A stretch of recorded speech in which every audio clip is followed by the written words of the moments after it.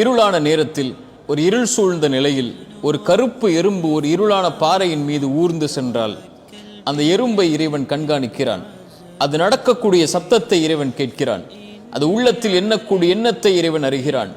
அதனுடைய உணவையும் அவன் தயாரித்து வைக்க மறக்கவில்லை.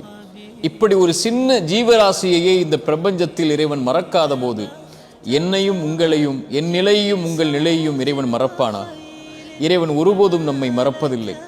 எத்துணை வாசல்கள் அடைக்கப்பட்டாலும் அந்த 1000 அடைக்கப்பட்ட வாசல்களை தாண்டியும் அவன் உதவி செய்ய நாடினால் உதவி செய்வான்.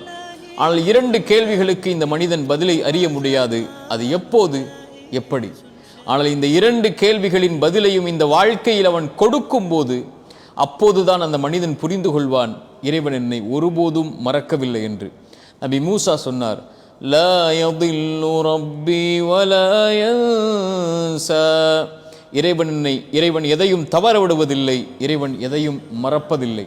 என் உள்ளத்தின் ஆழத்தில் ஒளிந்திருக்கும் கவலைகளையும், என் கண்கள் வடிக்கும் கண்ணீரின் துளிகளையும், என் இதய துடிப்பு எப்போது என் வாழ்வில் இந்த பிரச்சனையில் இருந்து வழிபிறக்கும் என்ற கேள்வியையும் இறைவன் ஒருபோதும் மறப்பதில்லை. இறைவன் ஒருபோதும் தவற விடுவதில்லை. உள்ளத்தின் ஆழத்தில் பதிய வையுங்கள், இறைவன் ஒருபோதும் நம்மை மறக்கவில்லை.